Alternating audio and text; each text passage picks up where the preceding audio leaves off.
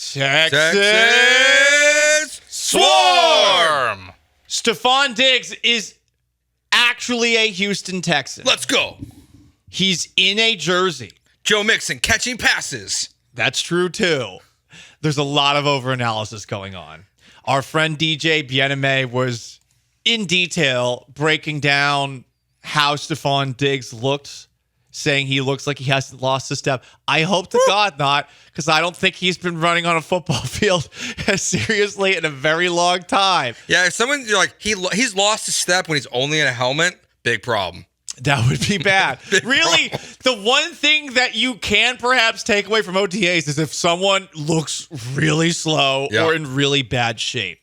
But it's interesting that Stefon Diggs got padded up on a day where Jalen Waddle got paid. Stefon Diggs is on a one-year deal. Jalen Waddle, Miami Dolphins wide receiver, just got paid a ton of money per Ian Rappaport.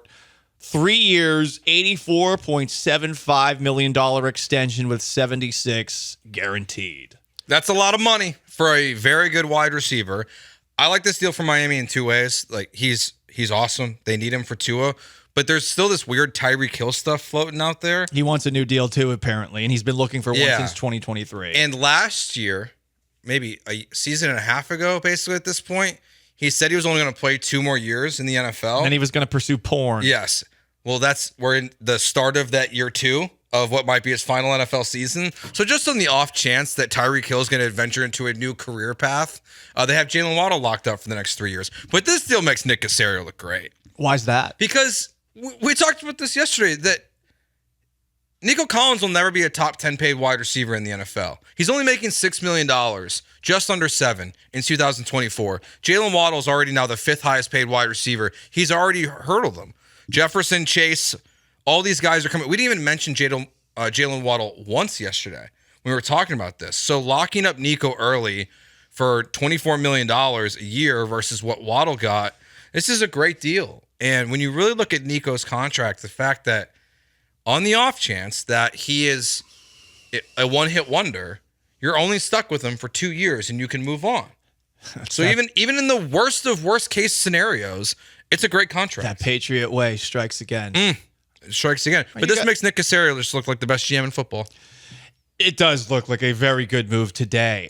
Will the Angry Bees have something to say about it later this afternoon? You'll get to hear 3 to 6 here at ESPN 97.5, 92.5 on YouTube at ESPN Houston, also on Twitch. What would they say about this deal to be the Angry Bees? Well, why didn't they trade for Tyreek Hill? Oh, who's upset about his contract?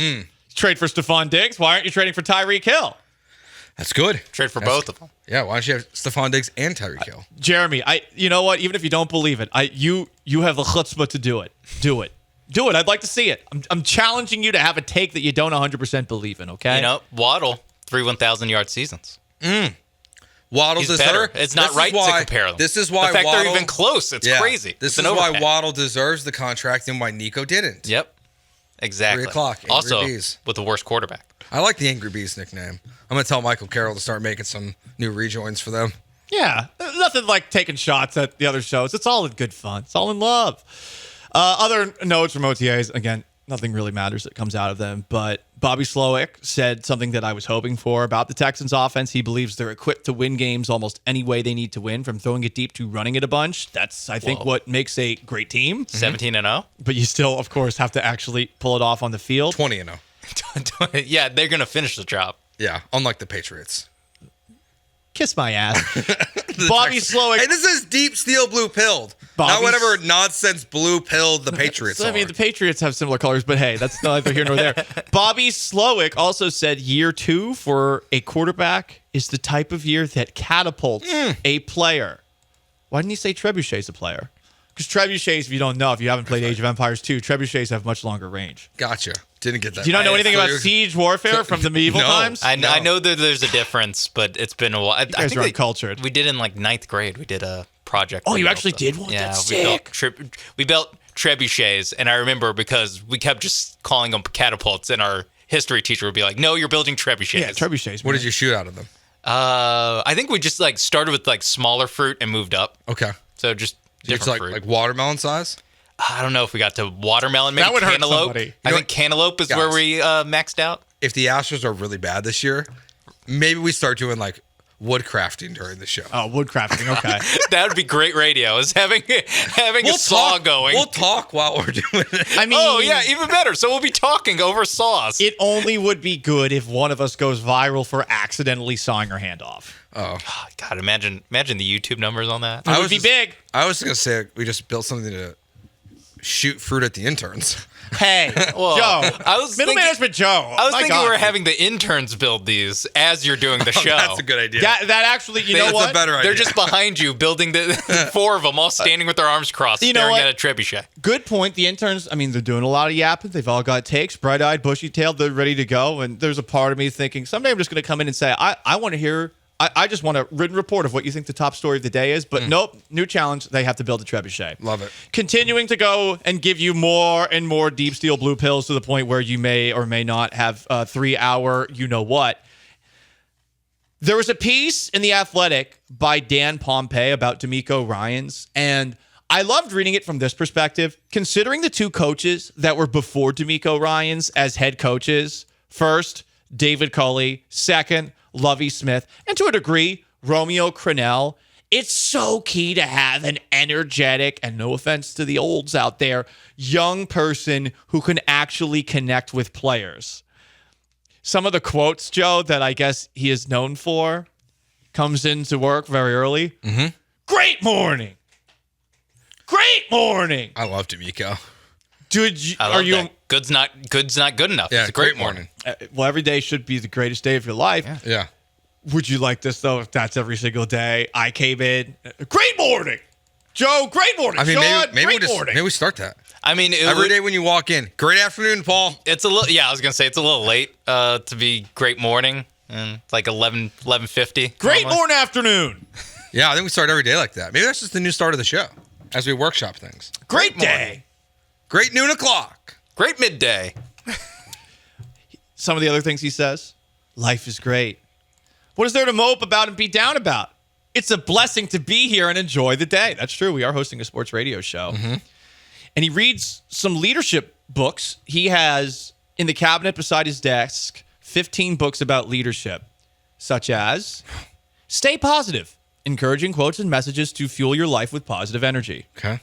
I don't think I'd be able to make it through that book. I was thinking, how do you read 15 of those? Well, Because either they say the same thing and you're reading the same thing 15 times, or they say different things, and now it's like, well, conflicting. am I leading with positivity or negative? I assume there's one leading with negativity. Sean, I think what you said is exactly the case here.